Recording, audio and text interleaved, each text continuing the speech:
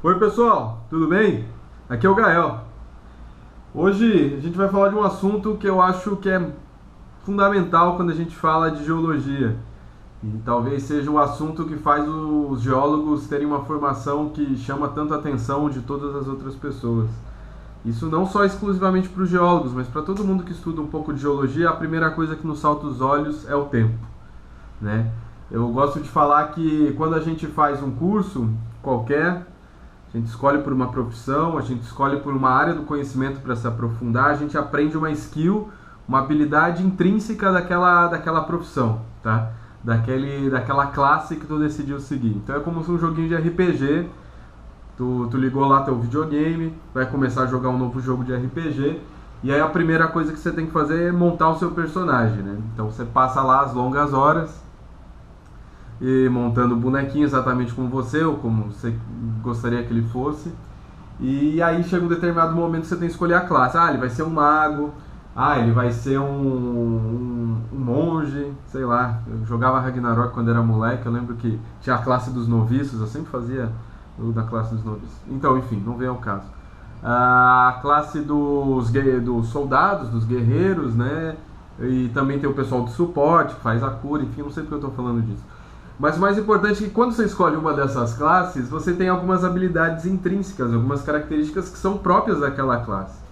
E eu gosto de falar que quando você faz uma faculdade, você também ganha a sua característica intrínseca. Assim. Então, dependendo do curso que você faz, você vai entender como toda a história por trás das letras, dos textos, quando você faz uma faculdade, por exemplo, de letras, né? Você vai entender como as línguas funcionam, como são criadas, então você vai ter uma visão muito mais profunda que a grande maioria das pessoas. E para o pessoal da geologia, seja os formados em geologia ou que fizeram uma boa base de geologia, o que chama a atenção é o tempo. É o tempo.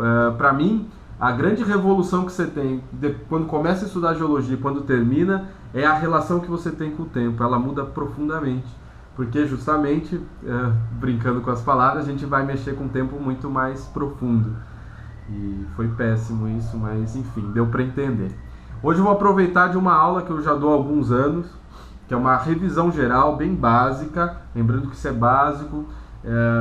Tem muito dado que já deve estar um pouco desatualizado, porque a ciência está se atualizando constantemente. Nesse momento que eu estou falando agora, podem ter feito alguma descoberta na paleontologia, na estratigrafia, que mudou toda a nossa noção de tempo geológico, mas de modo geral a gente vai fazer uma grande revisão do que é o tempo geológico e contar um pouco da geologia histórica, como que a Terra se formou e se desenvolveu ao longo das suas eras e dos seus milhões, bilhões de anos, tá? Então esse é o foco dessa série de vídeos. Eu vou dividir em alguns vídeos porque eu acabo falando muito e ela é baseada numa aula que vocês vão ver.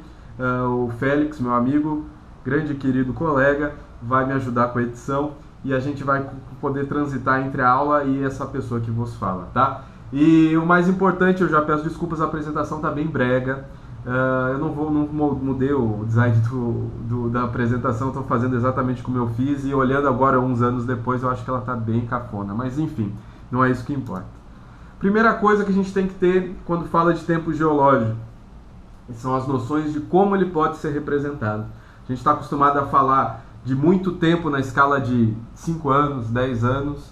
Na vida comum a gente está acostumado a falar vai demorar muito para coisas que vão demorar alguns meses. Então a gente tem que se reacostumar a se readaptar quando a gente fala de tempo geológico, porque as nossas escalas mudam profundamente. E escala para mim é um negócio muito, muito importante.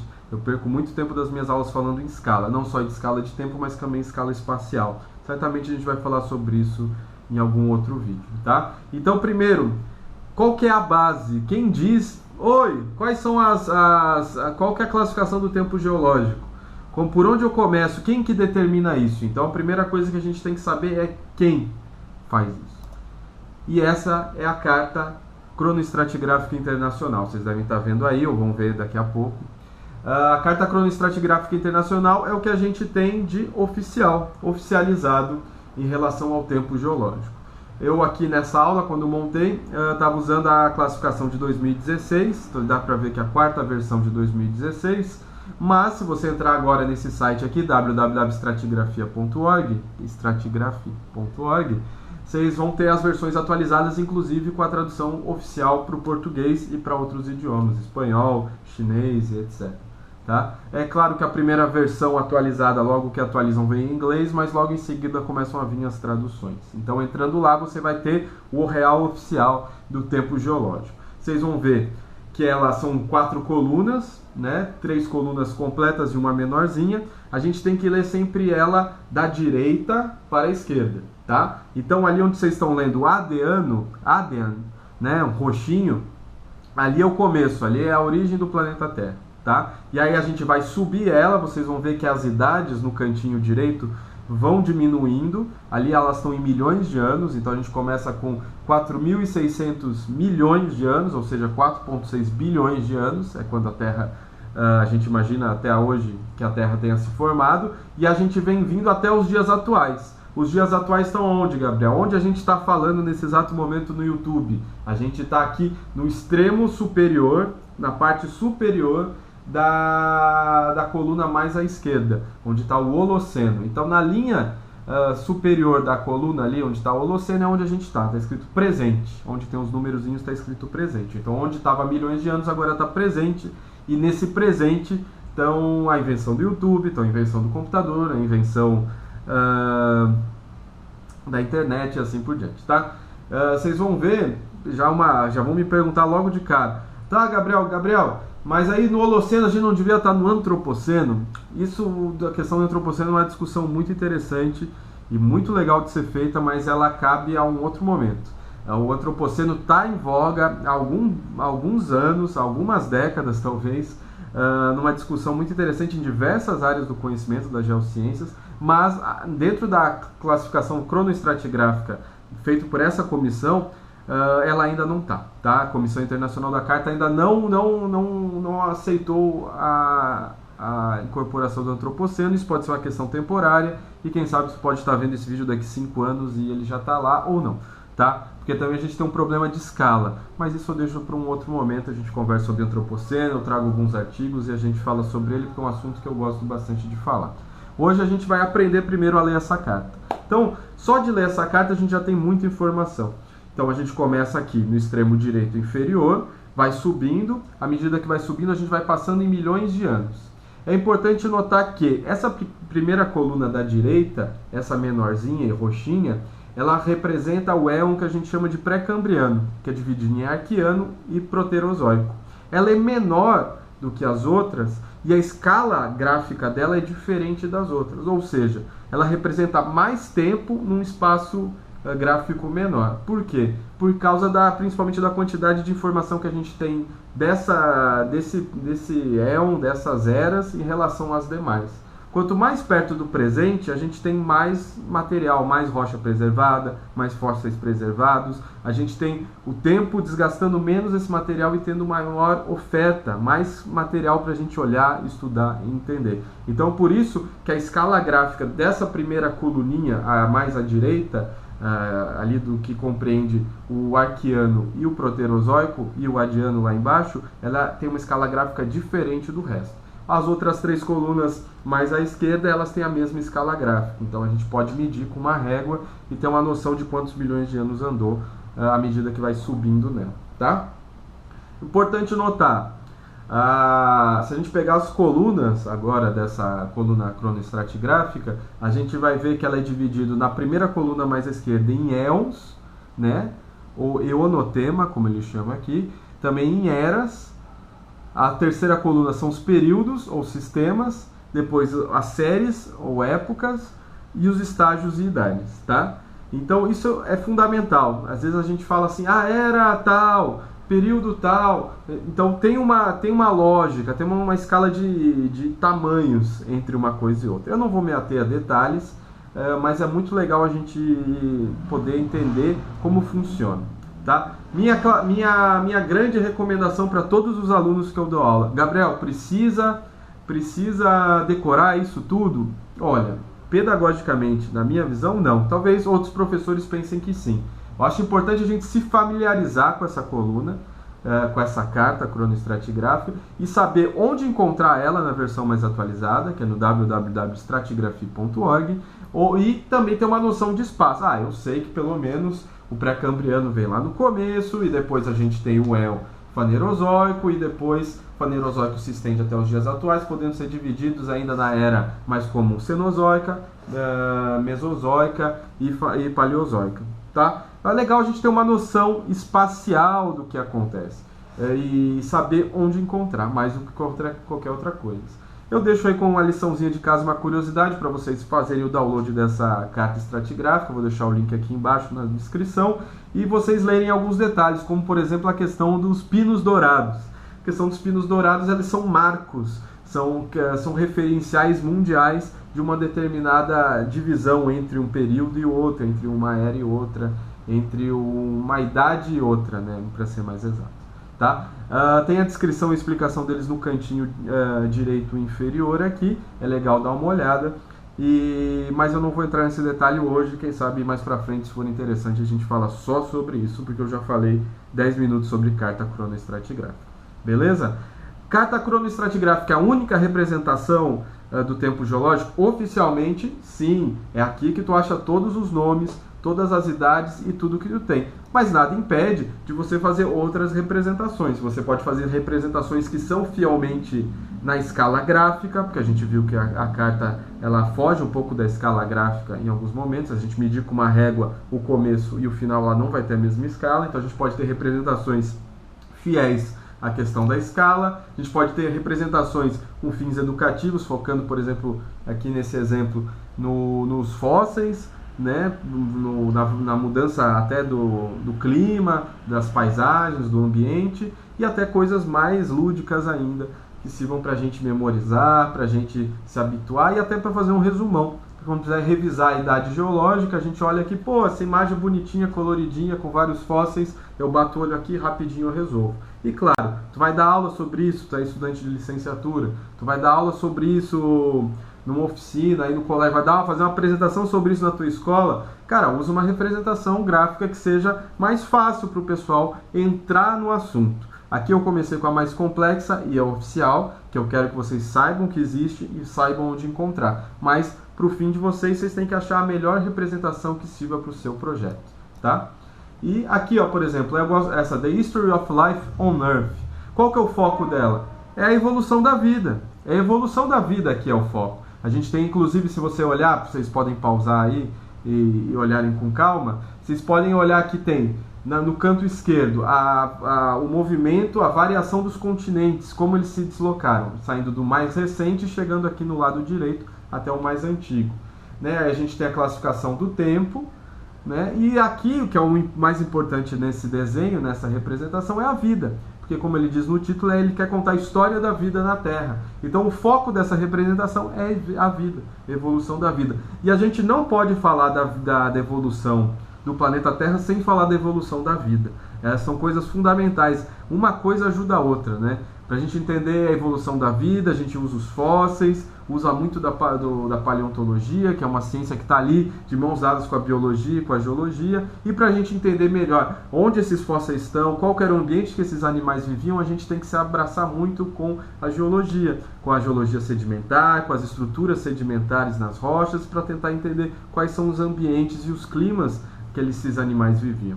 Tá? A gente vai falar sobre isso, sobre rochas sedimentares mais para frente, estruturas. A gente vai falando. À medida que forem surgindo assuntos e ficando interessante, a gente vai fazendo materiais e complementando. Importante vocês saberem que o tempo geológico, o tempo profundo, ele está intrinsecamente relacionado com a história da vida na Terra.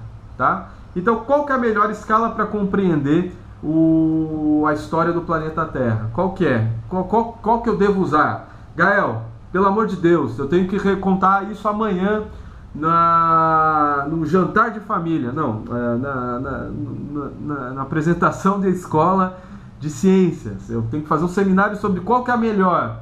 Vocês sabem, é oficial, Carta Cronoestratigráfica Internacional, mas a melhor é a que serve para você.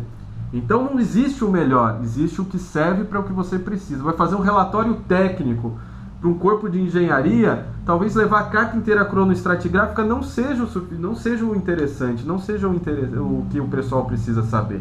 Você precisa talvez simplificar algumas coisas e dar valor, dar destaque para outras. Então a melhor representação do tempo geológico é a que você precisa, tá? Mas lembrem que a oficial é aquela do stratigraph.org. Visitem, fuçem, vejam bastante coisa e depois a gente conversa mais sobre isso. Tá? Como que a gente constrói essa coluna? Como que a gente constrói a história do planeta Terra? Através da petrografia, que é a ciência, ou digamos assim, a técnica, as metodologias de classificação das rochas e descrição das rochas. Né? Quando eu falei lá da descrição de lâmina delgada, para quem não era de geologia, parecia que eu estava falando grego, estava falando uma língua alienígena, mas aquilo tudo está incorporado dentro da petrografia. Tá? Então é todo um segmento de técnicas, metodologias, uma ciência por si só, destinada a entender a composição mineralógica, as estruturas presentes nas rochas sedimentares, ígneas e metamórficas.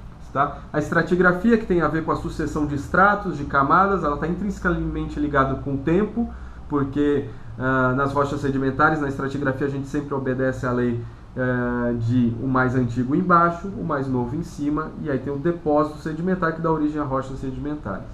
A gente conversa mais para frente para isso. Junto com esses pedacinhos, fragmentos de rocha, areia, argila, silt, etc., que dá origem aos depósitos sedimentares e às rochas sedimentares, existem animais mortos que morrem, inclusive talvez eu possa cair agora aqui, ser sedimentado e virar um fóssil, né? Daqui os paleontólogos do futuro, e eles vão lá me encontrar e falar, olha, um fóssil de uma criatura estranha aqui, que interessante, o que ele estava fazendo? Pô, acho que ele estava fazendo um vídeo do YouTube. Então, essa é a paleontologia, ela vai dizer muito sobre os ambientes que as criaturas viviam em um determinado tempo, tá bom? E no caso aqui eu estou usando uma GoPro e sem microfone, aí fica a denúncia que eu preciso comprar um microfone para melhorar o áudio das apresentações. Enfim, magnetismo, a Terra tem um campo magnético, ele não é fixo, ele vai mudando com o tempo, nossos queridos geofísicos trabalham muito com isso, e as variações no campo magnético são registradas ao longo da idade do tempo, e eles nos ajudam a saber onde as coisas estavam, porque a gente tem sempre a referência com o norte magnético. Tá? Geologia estrutural, as estruturas da rocha, a datação, fizeram uma datação de uma rocha e deu 2 bilhões de anos, pô, show! Então tem várias metodologias para datação de coisas diferentes. O carbono 14, posso datar uma rocha de 4 bilhões de anos com o carbono 14? Não, o carbono 14 serve para um determinado segmento, coisas mais recentes, né? Relacionado com troncos de árvore, etc. Então tem vários métodos de datação típicos para determinados tempos geológicos e determinados elementos que você quer medir. Você quer medir uma rocha, um mineral, uma matéria orgânica, então tu tem que usar técnicas diferentes de datação.